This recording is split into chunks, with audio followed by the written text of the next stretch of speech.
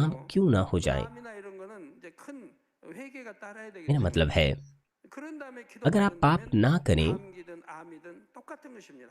या फिर अगर आप अपने पापों से पश्चाताप करें तो आप 사망이 उससे 된 ठीक हो सकते हैं, 육체를 진 चाहे वो 사람들이 कैंसर ही क्यों ना हो। 주로 드는 병들이 암입니다. वो जो शरीर के काम 그래서 करते हैं आमतौर पर 비만은 उन्हें 이제 कैंसर 얼마나 हो जाता है। 되냐면서 통계를 मेरे 보면 अनुभव में वो लोग 이렇게 जिन्होंने शरीर के कार्य 상기를 किए हैं 일찍 진 आमतौर 사람들이 पर उन्हें 주로 कैंसर 암 हुआ है। 질환 걸려요.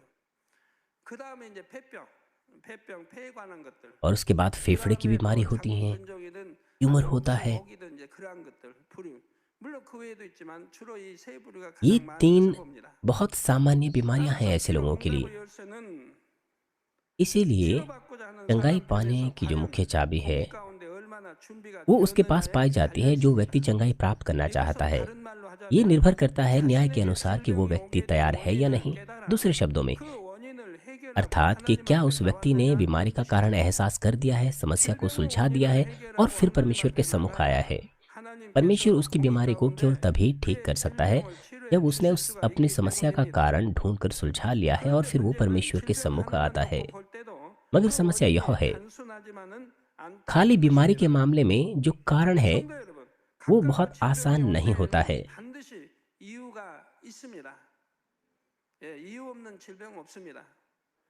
그리고 모든 हर 질병의 बीमारियां जो हमारे ऊपर आती है 근본적인 उसका 원인은 कारण होता है। 바로 बिना कारण 죄이지요. के कोई बीमारियां नहीं 성경 आती 구약에나 और 신약에 सभी बीमारियों का जो 죄로 सिद्धांतिक कारण 이루었다는 है वो 기록들이 पाप है। 많이 나오지 않습니까? इसीलिए बाइबल में ऐसे बहुत से लेख 따라서 हैं 질병을 जो हमें बताते 치료받기 हैं कि 위해서는 बीमारियां पाप के 이 कारण 죄의 आती हैं। 문제를 해결해야 하는데 इसीलिए चंगाई 문제는 이 प्राप्त करने के 죄가 लिए हमें पाप की 복합적으로 समस्या को 얽혀 있는 सुलझाना होता है। 경우가 있다는 मगर 것입니다. समस्या ऐसी है 즉 자신의 जहाँ पर 죄뿐만 아니라 बीमारी की 다른 अर्थात पाप 사람의 की यह 죄 समस्या बहुत उलझन 문제까지도 भरी होती है। 연결되어 있는 अर्थात 것이지요. किसी के अपने ही 이런 पाप नहीं, 경우는 कभी कभार कारण में 그것만 दूसरों 죄 के पाप 문제를 भी पाए जाते 해결하고 हैं। इस 믿음을 तरह के मामलों में 내린다고 आप 해서 응답이 केवल 되는 것이 अपने 아니라 पाप की समस्या को सुलझा 자신과 करके उत्तर प्राप्त 연결된 नहीं 다른 कर पाते हैं। 사람의 죄 आपको 문제까지도 해결해야 दूसरे लोगों के 응답받을 पापों 수가 की 있다는 समस्या का 사실입니다. समाधान भी करना पड़ता है। 이런 경우들을 흔히 영적인 ये 끈으로 मामले वो 묶여 मामले होते 있다 हैं जहाँ 말하지요. पर लोग 그중에 가장 आत्मिक 대표적인 बंधनों से 경우가 आपस में 바로 जुड़े होते हैं। 부모나 सबसे 조상의 सामान्य मामले 죄와 वो होते हैं जहाँ पर 연결된 आप 경우입니다. अपने माता पिता के या अपने 요한복음 पूर्वजों के 9장에 पापों से 보면 जुड़े होते 예수님과 हैं, बंधे होते 제자들이 हैं। 길을 가다가 यूहन्ना 9 अध्याय 낯을 में 가는 यीशु के 소경된 자를 चेलों 보고 ने एक व्यक्ति को 제자들이 देखा जो जन्म से 예수님께 अंधा था 다음과 같이 और उन्होंने 너는 यीशु से इस 장군이냐 प्रकार का 하니라. प्रश्न पूछा। 요한복음 9장 2절에 제자들이 물어 यूहन्ना 9:2 가로되 में लिखा है, rabbi여 이 और 사람이 उसके चेलों ने उससे 소경으로 पूछा, 난 हे रब्बी, 것이 किसने पाप 네 किया था 죄로 인함 कि 이오니 यह अंधा जन्मा, 자기 오니까 그 부모 오니 इस मनुष्य ने 했던 것입니다. 즉 제자들은 या उसके माता पिता ने? 뭐 소경이든 뭐 병은 प्रभु के 누구든 다 चेले इस बात को 죄로 जानते 인해 थे 온 कि 것을 सभी 알기 बीमारियां 때문에 पापों से आती 주님 हैं। 앞에 이런 질문을 इसीलिए 하고 있는 उन्होंने इस 것입니다. तरह का प्रश्न पूछा। 그러자 예수님께서는 तब यीशु ने 3절에 3 पद में इस प्रकार 이 से उत्तर दिया 사람이나 그 부모가 कि ना तो 죄를 इसने 범한 पाप 것이 किया था, ना 아니라 इसके माता पिता ने, 그에게서 하나님의 परंतु 하시는 यह 일을 इसीलिए हुआ 나타내고자 하심이니라 कि 말씀하셨습니다. परमेश्वर के काम उसमें प्रकट हों। 여러분 혹여 이런 생각할 수 있죠. 그러면 그 성장에서 आप इस 눈을 प्रकार से 떴을 कह 때까지 그 सकते हैं कि 자녀는 얼마나 답답하게 살았는데 जब तक कि 너무 उसकी 너무 आंखें 손해 보는 거 ना 아닙니까? खुली तब 하실 तक वो 텐데 अंधा था, 그렇지 कितना बड़ा 않습니다. उसका नुकसान 왜? हुआ होगा। 그는 크게 लेकिन 하나님께 ऐसा नहीं 영광을 है, 돌렸기 때문에 그의 ऐसा नहीं 성품이 है जैसा आप 하늘나라에서 सोचते हैं, 크다는 क्योंकि 얘기입니다. उसने परमेश्वर को महान महिमा दी, 자, इसलिए 그가 स्वर्ग में उसके 소경된 것이 प्रतिफल भी 본인이나 महान है। 부모의 죄로 인한 것이 वो अंधा 아니라 पैदा इसीलिए नहीं हुआ 하나님의 कि उसने स्वयं पाप 영광을 किए हो 예비된 या उसके 것임을 माता पिता ने, 알려주셨지요. बल्कि ऐसा इसीलिए हुआ कि 그런데 परमेश्वर 우리는 की 이 महिमा हो। 대화를 통해 질병이나 연약함이 आप 자신의 इस 죄뿐만 बातचीत 아니라 से यहाँ पर 부모나 समझ सकते हैं 조상의 कि 죄로 बीमारियाँ 인해서도 या 올 निर्बलताएं 수 किसी के 있다는 अपने ही पाप से नहीं बल्कि माता 말씀하가 पिता या पूर्वजों 있습니다. के पापों से भी आती हैं। 이처럼 부모나 조상의 죄가 그 후손에게까지 हम 영향을 बाइबल में से बहुत से 준다는 लेख देख 사실은 सकते हैं जो हमें 성경 बताते हैं 곳곳에 कि माता पिता 기록되어 या 있지요. पूर्वजों के पाप भी उनके 출애굽기 34장 संतानों को 7절에 प्रभावित 보면 कर सकते हैं। 하나님께서는 निर्गमन 인자를 34:7 में लिखा है 300 베풀며 कि 악과 हजारों पीढ़ियों तक निरंतर 과실과 करुणा करने 죄를 वाला, 용서하나 अधर्म और अपराध और पाप का 형벌을 क्षमा करने वाला है, 받지 परंतु 않고 दोषी 면제하지 को वह 않고 किसी प्रकार निर्दोष न 아비와 ठहराएगा। वह 악을 पितरों के अधर्म का दंड 3, उसके 4대까지 बेटों वरन 보호하리라 पोतों और 했습니다. परपोतों को भी देने वाला है। 이 형벌 받을 자 이게 가벼운 죄를 지금 말하는 거 아니죠. 거짓말하고 아유 회개하고 남거 술자고 परमेश्वर 얘기하고 좀 छोटे पापों की बात नहीं कर रहा, जैसे आप झूठ 얘기하고 बोलते हैं, 그런 फिर 가벼운 पश्चाताप 것이 करते हैं, 아니라 चोरी करते हैं या 형벌을 पश्चाताप करते हैं। 가늠하는 자 이게 사망에 이르는 죄를 ये 지은 वो पाप है जो 그런 लोगों 자, को मृत्यु की ओर ले 형벌을 जाते हैं। 받을 만한 परमेश्वर 자는 कहता है 결코 कि वह निर्दोषों को इसी प्रकार न छोड़ेगा, बल्कि वह पितरों के अधर्म का दंड उनके बेटों, वरण पोतों और परपोतों को भी देने वाला है। अर्थात पूर्वजों के जो पाप है तीसरी और चौथी पीढ़ी तक उनके वंशजों को प्रभावित कर सकते हैं।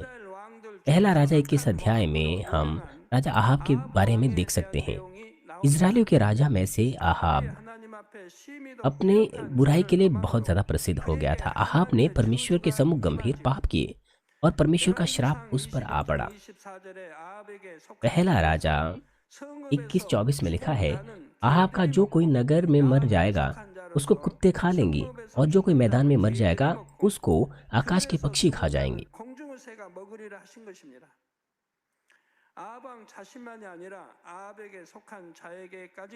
भयानक श्राप न केवल आहाब के ऊपर आया बल्कि उन लोगों के ऊपर भी जो आहाब के नगर में थे, जो आहाब से संबंध रखते थे। लेकिन इस आहाब ने खुद को परमेश्वर के सम्मुख नम्र किया और पश्चाताप किया। फिर परमेश्वर ने उसके पश्चाताप को ग्रहण किया और उस विपत्ति को उसके ऊपर से हटा दिया जो विपत्ति उसके ऊपर आने पर थी। परंतु अंत वही नहीं हुआ। पहला राजा आगे 29 पद में लिखा है कि क्या तूने देखा है कि आहाब मेरे सामने नम्र बन गया है, इस कारण कि वह मेरे सामने नम्र बन गया है, मैं वह विपत्ति उसके जीते जी उस पर ना डालूंगा, परंतु उसके पुत्र के दिनों में मैं उसके घराने पर वह विपत्ति डालूंगा। क्यों उसे क्षमा किया गया? यद्यपि वो बुरा राजा था, उसने अपने आप को नम्र किया। वो एक राजा था, उसने अपने आप को नम्र किया और अपने हृदय की गहराई से पश्चाताप किया। आपको क्षमा मिल जाएगी अगर आप अपने हृदय की गहराई से पश्चाताप करते हैं। परंतु समस्या यह है कि आप अपने हृदय की गहराई से पश्चाताप नहीं कर पाते हैं। आप उन पापों से पश्चाताप नहीं कर पाते हैं जिसकी वजह से आप उद्धार प्राप्त ना कर सकें। परंतु राजा आहाब ने खुद को पूरी तरह से नम्र किया और अपने हृदय की गहराई से पश्चाताप किया, इसीलिए उसे क्षमा प्राप्त हो पाई। आहाब स्वयं तो पश्चाताप के द्वारा श्राप से मुक्त हो गया, परंतु उसके जो वंशज थे वो आहाब के पापों के कारण उस श्राप के भागी हो गए। इस तरह के मामलों में यद्यपि आपके पश्चाताप के जो उत्तर है आपको मिल जाते हैं, लेकिन आपके पापों का जो प्रभाव है आपके वंशजों पर पड़ सकता है। और अगर माता पिता ने गंभीर पाप किए और फिर भी पश्चाताप ना किया तो फिर निश्चित तौर पर इसका जो प्रभाव है वो उनकी संतानों पर पड़ता है। इस प्रकार से आप अपने माता पिता से जुड़े होते हैं या अपने पूर्वजों से जुड़े होते हैं, और अगर पापों की जो समस्या है अगर वो सुलझे ना तो फिर वो प्रभाव आपके ऊपर बना रहता है। अगर आपके माता पिता या आपके दादा दादी प्रभु को ग्रहण करें, उद्धार प्राप्त करें, तो वो श्राप टूट जाते हैं। लेकिन ऐसा नहीं होता है, वो प्रभु को ग्रहण नहीं करते बल्कि प्रभु के गंभीरता से प्रभु के विरुद्ध खड़े हो जाते हैं। उन्हें पश्चाताप करना चाहिए, मूर्ति पूजा से मन फिराना चाहिए, लेकिन वो नहीं करते। इससे ये जो प्रभाव है उनके बच्चों पर पड़ता है। यह सुनकर कुछ ऐसा कह सकते हैं कि अगर किसी व्यक्ति की यह अपनी गलती नहीं है तो फिर ये उचित नहीं है कि उसके पूर्वजों या माता पिता के पापों की वजह से वो पीड़ा उठाएं। परंतु ये सब बातें न्याय के अनुसार होती हैं, आत्मिक नियम के अनुसार। ये केवल माता पिता या पूर्वजों के पाप ही नहीं हैं जो बच्चों को प्रभावित करते हैं, बल्कि उनके जो भले काम है उसका भी पीढ़ियों पर उनकी पीढ़ियों पर प्रभाव डालता है। उनके पूर्वज या उनके वंशज आपस में आत्मा में इस तरह से जुड़े होते हैं। इस लेकिन आत्मा में बंधा होने का मतलब यह है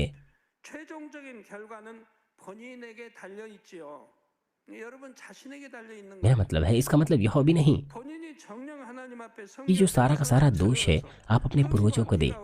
अंतिम निर्णय आपके ऊपर निर्भर रहता है। अगर आप परमेश्वर के सम्मुख पूरी तरह से पवित्र हो जाएं, दाग रहित हो जाएं, तो फिर आपके पूर्वजों का जो प्रभाव है वो आपको नहीं प्रभावित करेगा। राजा आहाब के मामले में यदि उसका पुत्र धार्मिकता में चलता, न्याय के अनुसार चलता, परमेश्वर की आज्ञाओं को मानता, 내리셨을 तो फिर 것입니다. परमेश्वर उस विपत्ति को उसके ऊपर 그러나 नहीं डालता जिसके 아합왕후 विषय में 아들과 उसने 후손들 कहा 역시 था।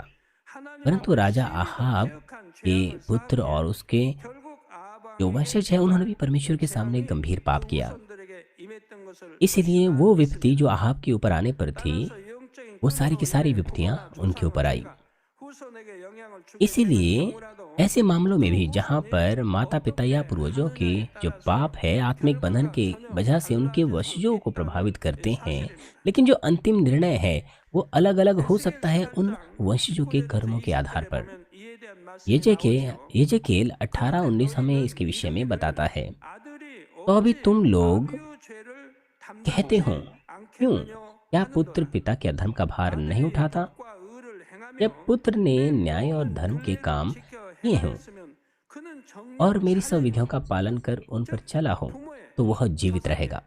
이 바로 भले ही 후손이 पुत्र 이어졌다 और 해도 उसके माता 그 पिता आत्मिक 아들이 बंधन से बंधे हैं, 법과 의를 행하며 लेकिन जब पुत्र 내 ने 모든 이 하나님의 न्याय और 모든 धार्मिकता का 규례를 कार्य 지켜 किया है 행하였으면 और मेरी तमाम 그는 विधियों को माना है 정령 और उन पर 살려야 चला 돼요. है, तो वह निश्चित 저 रूप से 무슨 जीवित 말이에요? रहेगा। 그 아들이 영으로 들어갔으면 इसका 돼요. अर्थ क्या है? 딱 이렇게 इसका 지키면 अर्थ है 다 영으로 들어간 거죠. कि पुत्र 영으로 आत्मा में आता है या 들어갔으면 नहीं। 범죄하는 그 영혼은 죽을지라. 저 범죄하는 영혼은 죽을지라. 아들은 지금 범죄하지 않으니 아들은 क्या है, जो प्राणी 아비의 पाप करे वही 죄악을 मरेगा, ना तो 담당치 पुत्र पिता के 아니할 अधर्म का 것이고 भार उठाएगा 아비는 और ना 아들의 पिता पुत्र 죄악을 का। 담당치 아니하리니 धर्मी को अपने ही धर्म का फल और 의인의 दुष्ट को अपनी ही 의로 दुष्टता का 자기에게로 फल मिलेगा। 돌아가고 악인의 악도 자기에게로 돌아가리라 했습니다. 즉 자신들이 행한 대로 간다는 것입니다. इसका मतलब यह 제가 है, 여러분들 늘 जो 말씀드린 कुछ 게 भी उन्होंने किया है वो उनके ऊपर आएगा। यही मैंने आपको बताया है। मैंने आपको बताया है कि भले ही आप अपने माता पिता से जो मूर्ति पूजक थे, गंभीरता से अगर आप उनसे आत्मिक बंधन से जुड़े हैं और अगर आप उनसे मुक्ति प्राप्त करना चाहते हैं, तो जल्दी ही आपको आत्मा में आना चाहिए। मैं लगातार आपको बताता आ रहा हूँ कि आप आत्मा में आइए, संपूर्ण आत्मा में आइए, तो फिर आप पूरी तरह से दोष रहित हो जाएंगे। आप पूरी तरह से परमेश्वर की आज्ञाओं को मानिए, परमेश्वर की सच्ची संतान बनिए, तो फिर परमेश्वर आपको अपनी सच्ची पुत्र और पुत्री बनाएगा। तब शत्रु दुष्ट आप पर दोष नहीं लगा सकता है, वो फिर आपका कुछ नहीं कर सकते हैं, क्योंकि आप परमेश्वर के ऐसे पुत्र और पुत्री बन गए हैं जो दोष रहित है। वो फिर दोष नहीं लगा सकते हैं उन तमाम बातों के लिए आपके ऊपर जो कुछ भी आपके पूर्वजों ने किया है। वो फिर आप पर दोष नहीं लगा सकते जो कुछ भी आपके पूर्वजों ने किया है उसके विषय में।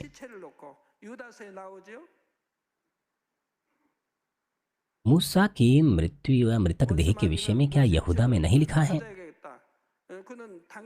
पितृदुष्ट ने उसकी मृतक देह को लेने की कोशिश की, लेकिन प्रधान स्वर्गदूतों ने कहा कि मूसा को तो मृत्यु का सामना करने की जरूरत ही नहीं है। शत्रु दुष्ट ने कहा कि मूसा एक खूनी था और उसने एक मिस्री को मार डाला था, लेकिन वो मृत्यु का सामना ना करे इसका कोई अर्थ नहीं बनता है। लेकिन वो पवित्र था, परंतु किसी को भी उसकी देह नहीं मिली। ये यहूदा में लिखा हुआ है। यहूदा की पुस्तक में परमेश्वर के प्रधान दूत ने कहा कि मूसा इस पृथ्वी पर सबसे अधिक नम्र व्यक्ति था, सबसे अधिक नम्र व्यक्ति था, और वो परमेश्वर के तमाम घराने में विश्वास योग्य था और उस पर दोष नहीं लगाया जा सकता था, क्योंकि वो पाप रहित था, सबसे अधिक नम्र था, एलिय्याह के समान, परमेश्वर के दूसरे लोगों के समान। इसलिए अगर किसी के अंदर पाप नहीं होता है तो वो स्वर्ग वैसे ही जा सकता है। इसलिए भले ही आप अपने पूर्वजों से पापों, मेरा मतलब अपने पूर्वजों से आत्मिक बंधन से बंधे हैं, और अगर आप मुक्त होना चाहते हैं इस बंधन से, तो आप जल्दी से आत्मा में आइए। आप आत्मा से आइए, संपूर्ण आत्मा में आइए, तो आप जल्दी ही मुक्त हो सकते हैं। पिछली बार पास्टर हियल चो ने अपनी गवाही दी थी। उन्हें कहा गया था कि वो अपने माता पिता के बंधनों से मुक्ति प्राप्त कीजिए। जब भी उसके माता पिता शराब पीते थे, उनको तुरंत ही जो है खून बहने लग जाता था। हालांकि थोड़ा सा खून बहता था, 아버지 되셔서 लेकिन खून निकलता था, उनसे उनसे खून बहने लग जाता था। तब मैं उनसे 또 पूछता था 괴롭혔죠. 하면 뭐 술 먹었습니다. कि क्या 담배 피웠습니다. उसके पिता ने 답이 कोई 나오는 पाप 거예요. किया है? 그러면 뭐 तो वो 헤비급이에요. कहते थे कि उन्होंने या 월드컵 तो 세계로 शराब पी है या धूम्रपान किया है। 금식도 잘해요. 뭐 일주일 10일 그냥 금식 들어가요. वो एक 자식을 बॉक्सर थे, 살리려니까 아들을 살리려니까. वो उपवास करने में भी बहुत अच्छे थे। 금 회개하고 जब भी 금식 들어가면 바로 उन्होंने 피가 एक 멎는 सप्ताह 거예요. 기도의 या 10 절차로 दिनों 피가 के लिए अपने 회개 안 पापों 하면 से 피가 पश्चाताप 멎어요. किया तो उनके 이게 बेटे की 바로 아들을 का जो 살리는 게 खून निकलना 금식에 है, 들어가는 रक्तस्राव 거예요. है, वो रुक जाता था। 근데 이게 और जब वो 반복되니까 पश्चाताप नहीं करते थे 그 권사님은 죄를 계속 तो वो 지니까 그 रक्तस्राव नहीं 시간을 좀 रुकता था। 자르다가 다시 इसलिए अपने बेटे को 돌아오더니 बचाने के लिए 다시는 उन्होंने 술 마셔요. पश्चाताप किया। 그러니까 아들이 또 वो 피가 थोड़े 묻는 समय तो 거예요. अच्छा सा जीवन 그래서 जीते थे, 살리는 길은 लेकिन 부모와 उसके बाद उन्होंने फिर से 그 वही शराब पीना, 끈을 धूम्रपान 끊으라. करने वाला 부모의 जीवन 끈을 जीना शुरू 끊어라. किया। 그래야 치료받는다. इसलिए अपने 그랬어요. बेटे को 그런데 बचाने के 그때 लिए 이 끈을 끊는다고 एकमात्र 했는데 वजह 완전히 끊는 게 एकमात्र 아니더라고요. चीज यह थी कि वो अपने 완전히 आत्मिक 끊어서 बंधनों 바로 से, अपने माता पिता से उन 건강해졌었는데 आत्मिक बंधनों से 완전히 मुक्ति 끊는 प्राप्त 게 करें। 아니기 때문에 그만큼 또 시간이 많이 세월을 흐른 걸 볼 수가 있어요. वो 물론 पूरी तरह से 코로나 안 चंगे 났어요. हो सकते थे अगर 기도와 वो पूरी 몸이 तरह से 건강 उन बंधनों 상태가 से मुक्ति प्राप्त 완전하게 करते। 얼른 회복되지 않은 걸 볼 수가 있어요. हालांकि उनकी बीमारी ठीक हो गई, लेकिन पूरी तरह से वो जल्दी ही ठीक नहीं हो पाए। 예, 끊으려면 철저히 끊어야 됩니다. 왜? आपको 끊어야 पूरी तरह से 영향을 안 अपने 받죠. आप को उन बंधनों से मुक्त 그 कर देना 우리 चाहिए, 대화 तब 속에 फिर आपको 가정의 उससे प्रभाव 부모의 नहीं पड़ेगा। 영향을 받지 않고 내가 영으로 들어갈 수가 있는 आप 거예요. अपने माता पिता से प्रभावित नहीं होंगे 간섭 안 जब 받고 आप 모든 आत्मा 걸 में आ जाएंगे। 근데 그렇지 않으면 영으로 들어갈 수가 없으니까 यदि आप 계속 उस बंधन से मुक्ति प्राप्त ना 그 करें तो 영향을 फिर 받아야 हर 되니까 वक्त उसका प्रभाव आपके 끊으라고 ऊपर 하는 पड़ेगा। 거예요. 그래도 끊으니까 इसलिए मैं आपको बता रहा हूँ कि आप उन 커피가 बंधनों से 나지 मुक्ति 않았고 प्राप्त कीजिए। 점점 लेकिन जो भी 회복돼서 है, 오늘날 बाद 아주 में उन्होंने 건강한 पूरी तरह से उन बंधनों से मुक्ति प्राप्त 목사님이 की और उसके 됐습니다. बाद वो एक बहुत स्वस्थ व्यक्ति बन गए, एक पास्टर बन गए। 조상이나 부모가 중한 죄를 지어 그 영향이 후손에게 미칠 ऐसे मामलों 수밖에 में 없는 भी जहाँ पर 상황이라도 पूर्वज या माता 그 पिताओं ने गंभीर 후손이 पाप किए हैं 하나님의 और 법과 यह उनके 윤례를 वंशजों 지켜 को 행하면 प्रभावित करता है, 부모나 लेकिन अगर वो 조상, वंशज 부모와 व्यवस्था पर 상관이 चले, परमेश्वर की विधियों 없다는 पर चले, 말씀이지요. तो फिर 그래서 अपने माता 사실 पिता के 우리가 या 주님을 पूर्वजों के पापों 영접하고 के बंधन में वो नहीं 하나님의 बंधेंगे। 자녀가 되어 말씀대로 살아가면 तथ्य यह है कि जब 대부분의 वो 경우는 परमेश्वर पर 부모나 विश्वास 조상의 करे, 죄로 인한 प्रभु को ग्रहण 영향에서 करे, 벗어날 परमेश्वर 수가 पर 있습니다. विश्वास करे, 그럼에도 부모나 तो ज्यादातर 조상의 죄 मामलों में 문제가 माता पिता और पूर्वजों 후손에게 के पापों के बंधन से 영적인 वो मुक्त हो 끈으로 जाते हैं। लेकिन कुछ 연결됐다고 ऐसे 하는 मामले होते 경우들은 हैं 적어도 जहाँ पर 부모나 조상의 अपने 죄가 पूर्वजों के 하나님 앞에 पापों से वो 실리도 प्रभावित 중한 होते हैं आत्मिक 경우들이 बंधनों की वजह से। 해당되지요. वो इसीलिए क्योंकि उनके 심중하죠. पूर्वज या उनके माता पिता के जो 예를 들면 पाप है वो 우상이 परमेश्वर के 숭배를 सम्मुख 해도 बहुत गंभीर 도를 होते हैं। 넘어서 자신의 영혼을 악한 इस 영들이 तरह के मामले मूर्ति पूजा 쫓아버렸다거나 हो सकती हैं, 심히도 악한 방법으로 या फिर 우상을 ऐसे मामले 숭배하는 जहाँ पर उन्होंने 경우입니다. अपनी आत्मा को मूर्ति या पूजा 그런 조상들이 मूर्तियों 예를 के आगे 들어서 या 뭐 दुष्ट आत्माओं के आगे बेच दिया हो, या उन्होंने अत्यंत मूर्ति पूजा की हो। 경우는 너무 심하게 하나님을 대적한 경우가 यदि 되는 거예요. आप जादू टोना करने वाले बन जाएं 부모가 뭐 तो 무당이거나 तो उसकी वजह से आप ऐसे पाप करते हैं जो परमेश्वर के विरुद्ध है। 귀신을 불러들이고 आप में से ऐसे कितने हैं जिन्होंने जादू 이게 टोना किए 너무 हैं? 이건 심한 담이 되는 거예요. 죄가 되는 거예요. 또 심히 ये 그리고 또 परमेश्वर के 자기 सम्मुख 자녀들 बहुत गंभीर 이름을 दीवार बन 바꿔 जाते हैं। 절에 가서 종에다가 वो 새기고 यहाँ तक कि मंदिरों में अपने बच्चों के नाम तक लिख लेते हैं मंदिर की घंटियों में, 새기고 그래서 영혼을 팔아버렸다면 그걸 और वो अपने प्राण को मूर्तियों के आगे बेच देते हैं। 자 이런 경우도 또는 조상이 엄청난 살육이나 악행으로 인해 수많은 इसके अलावा 사람들의 원한을 삶을 ऐसे मामले 죄를 होते हैं 지었거나 जहाँ पर जो पूर्वज है, 사람으로서는 상상하기 어려운 흉악한 죄들을 쌓아온 경우라 जो 할 수가 दूसरों 있어요. के प्रति बहुत बुरे कार्य 바로 करते हैं 이런 या फिर 경우들의 लोगों की 영적인 हत्या करते 끈으로 हैं, 인해 조상이 और 쌓은 इस तरह से 악에 उन्होंने 대한 도움이 इतने गंभीर 그 पाप किए होते हैं कि एक 후손에게도 सामान्य 임할 व्यक्ति 수 के लिए 있다는 इस गंभीरता 말입니다. को मापना मुश्किल होता है। 혹시 이런 조상을 둔 후손 자신도 इसीलिए इस तरह 하나님 के 앞에 죄 पापों 의담을 की जो 쌓아간다면 पापों 그 की जो 영향은 더 प्रभाव 커질 है ये उनके 수밖에 बच्चों के ऊपर आ 없는 सकते हैं, 것이죠. उनके पाप के बंधनों की 네, वजह 성도 से। 여러분, 영적인 끈으로 인한 और साथ ही 문제 중에 साथ अगर उस 주변에서 व्यक्ति 흔히 ने 볼 수 स्वयं भी 있는 पाप 것 किया 중 हो तो जो 하나가 पापों 바로 की गंभीरता है वो बहुत 부모의 ज़्यादा हो 말이나 जाती है। 소원 기도로 인해 자녀가 영적인 끈으로 묶여 영향을 받는 경우입니다. 예를 들어 부모가 자녀에 대해 기도하면서 하나님 앞에 एक उसका एक उदाहरण यह होता है जहाँ पर माता पिता अपने बच्चों के लिए प्रार्थना करते हैं, ये कहते हुए कि वो अपने बच्चों को परमेश्वर के दास के रूप में अर्पण कर देंगे। यहाँ पर भी प्रभाव होता है, खासतौर पर तब जब माता पिता जब बच्चे उनके नहीं हो पाते हैं तो वो परमेश्वर से प्रार्थना करते हैं कि अगर उनका बच्चा होगा तो वो बच्चे को परमेश्वर का दास होने के लिए दे देंगे। यद्यपि ये प्रार्थना माता पिता ने की है, लेकिन बच्चे को भी इस प्रार्थना के अनुसार करना होता है, उस वाचा को पूरा करना होता है। क्योंकि अगर वो ऐसा नहीं करेगा, तो माता-पिता, बच्चे दोनों समस्या का सामना कर सकते हैं। वो तमा वो फिर लगातार समस्याओं का सामना करते रहते हैं। उनकी समस्याएँ जाती ही नहीं हैं। या फिर बच्चों को या फिर बच्चे के ऊपर वो दंड आता है, परमेश्वर की उस वाचा को तोड़ने का। इसीलिए आपको व्यर्थ वाचा नहीं बाँधनी चाहिए, और अगर आप वाचा बाँधते हैं तो आपको उसे पूरा करना चाहिए।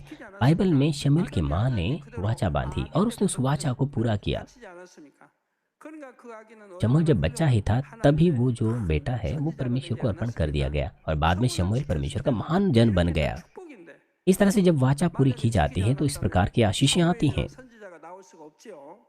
अगर वो वाचा पूरी नहीं की गई होती तो शमूएल ऐसा महान परमेश्वर का जन नहीं बन पाता। ये भी एक मामला है जहाँ पर माता पिता की वाचा बांधने की वजह से बच्चों के ऊपर या तो आशीष आती हैं या फिर उनके पापों का प्रभाव पड़ता है। प्यारे भाई और बहनों, आत्मिक बंधन ना केवल माता पिता और बच्चों के बीच होता है, बल्कि पति पत्नी के बीच भी आत्मिक बंधन होता है। बहुत से पति पत्नी इस आत्मिक बंधन से बंधे होते हैं, इसलिए आप भी ध्यान से सुने। मत्ती 19:5 में यीशु ने कहा कि इस कारण मनुष्य अपने माता पिता से अलग होकर अपनी पत्नी के साथ रहेगा और वे दोनों एक तन होंगे।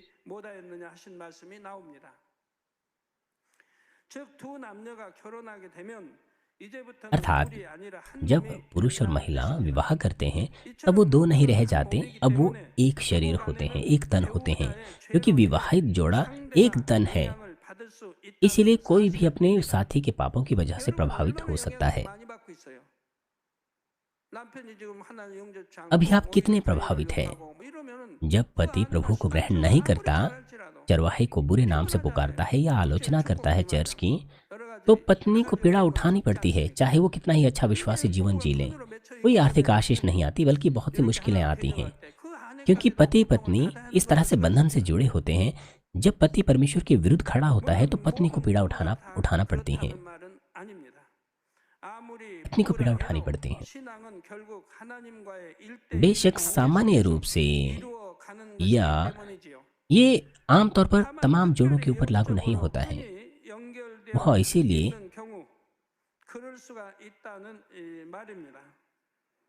ये इस बात पर भी निर्भर करता है कि हमारे और परमेश्वर के बीच में किस तरह के संबंध है। लेकिन यहाँ पर कुछ ऐसे मामले, विशेष मामले होते हैं, पर जहाँ विशेष मामला होता है जहाँ पर कोई जोड़ा आत्मिक बंधन से एक दूसरे से जुड़े होते हैं। कैसे एक जोड़ा एक दूसरे से आत्मिक बंधन से जुड़ा होता है? सबसे पहले जहाँ पर वो स्वयं अपने आप को आत्मिक बंधन में बांध लेते हैं। उदाहरण के लिए, हर मामले में जो पत्नी है जब अपने आप को पति के उद्धार से बांध लेती हैं, जब वो परमेश्वर के सामने प्रार्थना करती है कि कृपया मेरे पति का उद्धार हो सके मेरे विश्वास के द्वारा, या फिर मेरे पति का उद्धार होने पाए, चाहे मैं खुद ही बीमार क्यों ना हो जाऊं। जब वो इस तरह से प्रार्थना करती है तो इन बातों की वजह से वो आत्मिक बंधन से अपने पति के साथ आत्मा में बंध जाती हैं, और फिर वो अपने पति के विश्वास की स्थिति के द्वारा प्रभावित हो सकती हैं। और इन मामलों के द्वारा या इन बातों के द्वारा जब पत्नी पति की वजह से बीमार पड़ जाती हैं,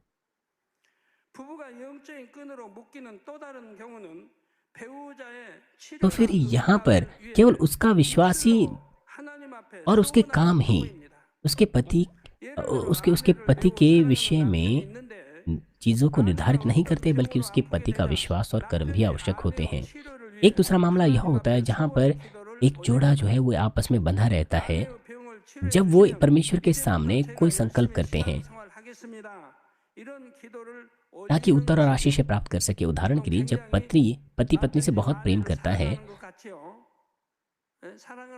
और जब पत्नी बीमार हो जाती हैं तो वो उसकी चंगाई के लिए पति परमेश्वर के सामने संकल्प लेता है। वो प्रार्थना करता है कि परमेश्वर मेरी पत्नी बीमारी से ठीक हो जाए और मैं अपने विश्वास में फिर और अधिक मेहनती बन जाऊंगा। तो फिर जब उसने अपनी प्रार्थना में इस तरह से प्रतिज्ञा कर दी है तो उसको अपनी पत्नी की चंगाई के बाद मेहनती विश्वासी जीवन जीना चाहिए। लेकिन अगर वो इस तरह का मेहनती जीवन ना जिए तो फिर उसकी पत्नी ने जो चंगाई प्राप्त की है वो प्रभावित हो सकती है। उसकी पत्नी फिर से बीमार हो सकती हैं अगर वो परमेश्वर के सामने अपने इस संकल्प को पूरा ना करें। जब पति परमेश्वर के सम्मुख इस तरह की प्रतिज्ञा तोड़ देता है, तो फिर ये बिल्कुल ऐसा है जैसे मानो पत्नी ने प्रतिज्ञा को तोड़ दिया है। ये उसी के बराबर है। यदि पति सचमुच अपनी पत्नी से आत्मा में प्रेम करता है, तो उसे एक अच्छा विश्वासी जीवन जीना चाहिए अपनी प्रतिज्ञा अनुसार, जैसे उसने परमेश्वर सर्वशक्तिमान परमेश्वर के सामने वाचा बांधी है उसके अनुसार। परंतु इस मामले में उसकी वाचा सच्ची वाचा नहीं होती है। हालांकि इस मामले में अगर पति सचमुच आत्मिक रूप से अपनी पत्नी से प्रेम करें और अपनी पत्नी के लिए प्रतिज्ञा को पूरा करता है, परंतु यद्यपि प्रेम के चलते मान लीजिए परमेश्वर के सामने उसने वाचा बांध भी ली है, लेकिन अगर उसका प्रेम शारीरिक हो तो अंत में परमेश्वर के साथ वो उस प्रतिज्ञा को तोड़ सकता है। लेकिन इस तरह की शारीरिक प्रेम में भी वो पहले से अपने आप को अपनी पत्नी से आत्मा में बांध चुका है।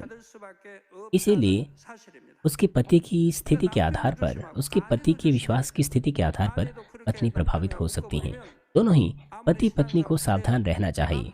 पत्नी अगर पति के साथ अपने आप को बांध लें, तो फिर वो अपना विश्वासी जीवन कितना ही अच्छे से क्यों ना जिए, अगर उसका पति ना जिए तो फिर वो स्वयं पीड़ा उठा सकती हैं।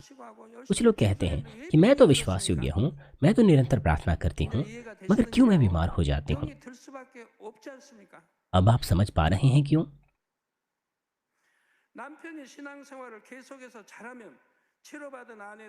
यदि पति विश्वास में अच्छे से चले तो पत्नी स्वस्थ रहेगी, परंतु अगर ऐसा नहीं है तो पत्नी फिर से उस समस्या का सामना कर सकती हैं। लेकिन जैसे कि पहले ही मैंने आपको बताया है, यह सिद्धांत तमाम विवाहित जोड़ों के ऊपर लागू नहीं होता है।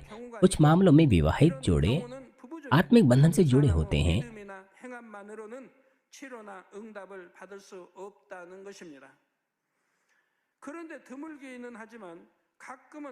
और साथ ही, हालांकि ये मामले बहुत कम होते हैं, कभी कभार जो भाई है वो भी आत्मिक बंधन से आपस में जुड़े होते हैं।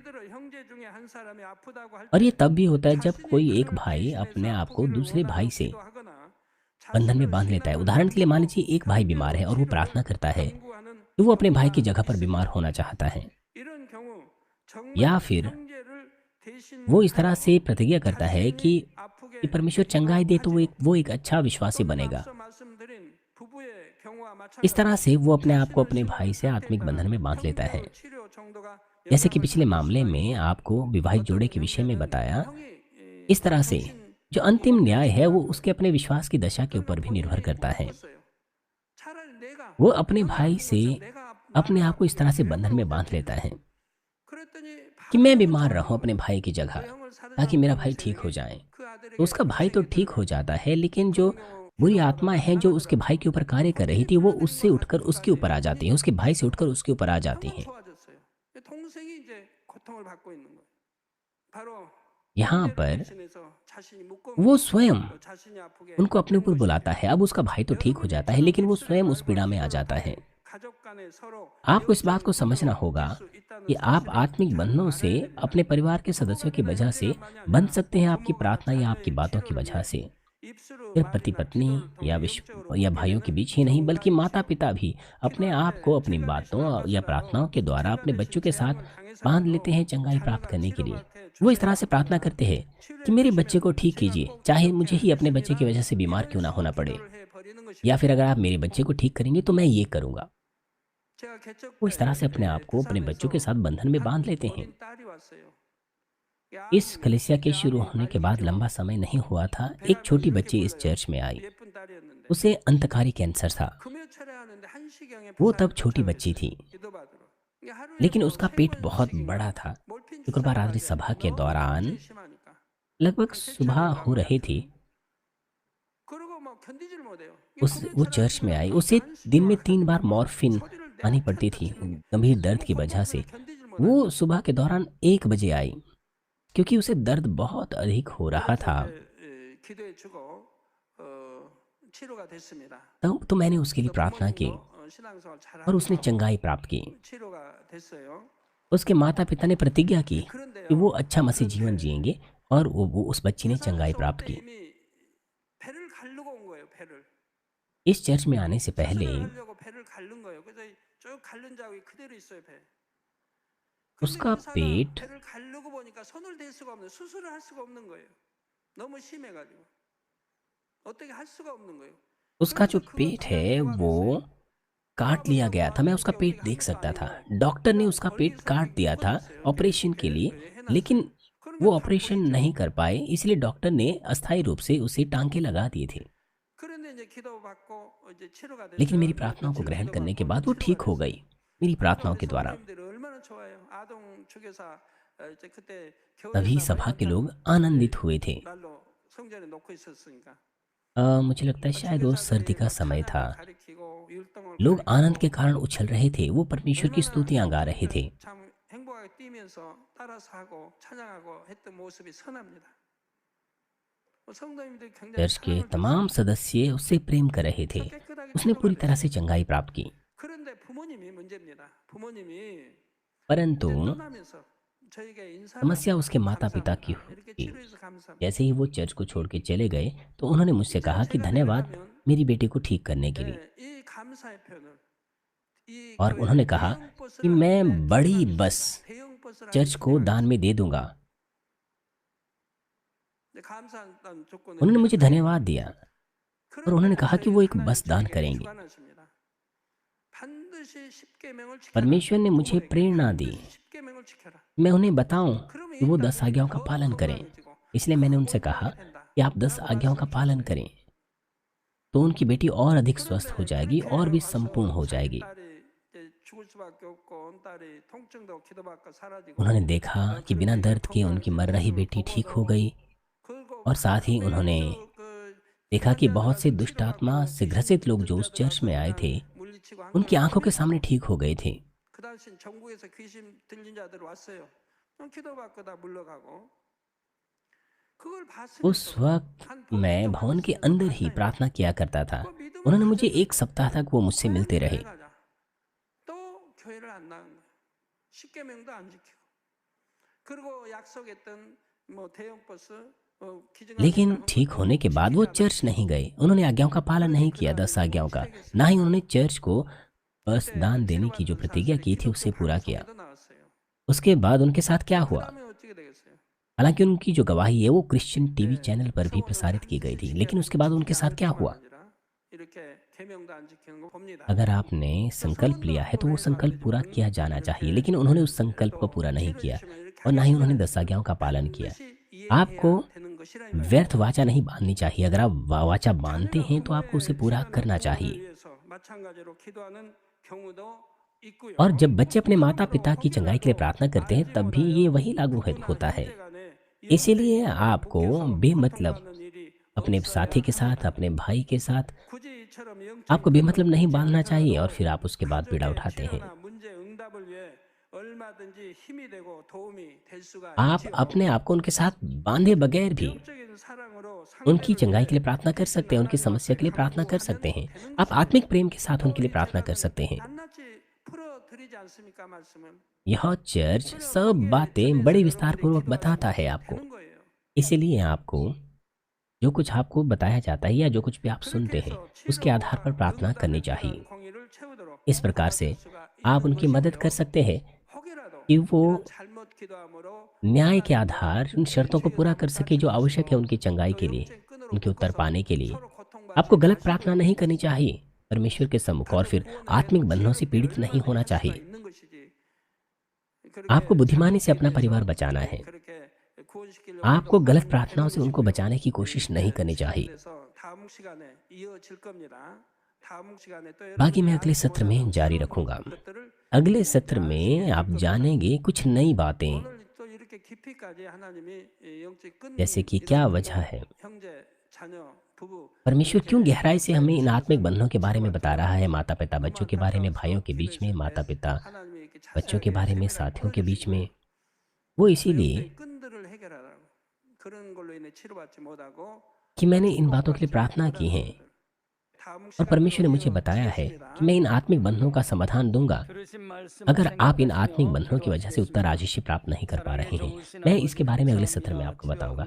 आइए संदेश पर सोचते हुए सभी लोग साथ मिलकर प्रार्थना करेंगे। 오랜 신앙생활을 했으나 치료받지 못하고 축복받지 못하는 이러한 경우를 아버지 하나님 말씀해 주셨습니다. 공에 합당한 조건 속에 아버지 모든 것들이 있어진다고 말씀했습니다. 모든 치료가 되지 않는 근본 원인은 제 문제라고 말씀하셨습니다. 또 아버지 조상과 부모나 이런 끈으로 연결된 경우 있고 부부간에 또 입술로 기도로 아버지 하나님 끈을 묶는 경우나 형제간에 또 이렇게 신앙을 담보로 아버지 하나님 묶는 경우가 있다고 여러 경우를 말씀해 주셨습니다. 우리는 더욱더 선의 방법으로 지혜로 기도하여 응답받는 삶이 되게 하시고 또 꿈으로 묶였다면 또 회개하고 돌이켜서 응답받는 우리 모든 만민의 성도들이 다 되게 축복해 주시옵소서. 우리 주 예수 그리스도 이름으로 기도하옵나이다. 아멘. 당회장님의 환자를 위한 기도를 받겠습니다. 아픈 곳이나 연약한 곳 위에 손을 얹고 기도 받으시고 वीडियो के माध्यम से सीनियर पास्टर की बीमारों की प्रार्थना को ग्रहण करेंगे। अपना हाथ अपने बीमारों को पर रखें या फिर अपना हाथ अपनी छाती अपने हृदय की प्रार्थना को विश्वास के साथ ग्रहण करें। हालेलुया। सर्वशक्तिमान हमारे प्रेमी पिता परमेश्वर, कृपया अपना हाथ तमाम विश्वासियों पर रखें जो इस वक्त इस प्रार्थना को ग्रहण कर रहे हैं। समय और दूरी को मिटाते हुए अपना कार्य उन तमाम लोगों पर प्रकट कीजिए जो इस वक्त इस प्रार्थना को GCN और इंटरनेट पर और सैटेलाइट टीवी पर शाखा और संघी कलीसियाओं में और परमेश्वर के तमाम संतान संसार भर में ग्रहण कर रहे हैं। उन्हें हृदय से विश्वास करने के योग्य विश्वास दीजिए।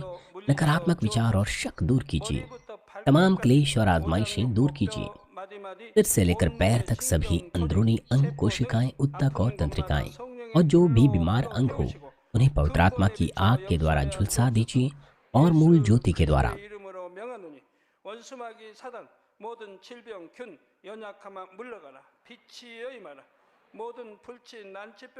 यीशु मसीह के नाम से मैं आज्ञा देता हूँ, तमाम शत्रु, दुष्ट और शैतान, तमाम बीमारियां, रोगाणु, विषाणु और निर्बलताएं दूर हो।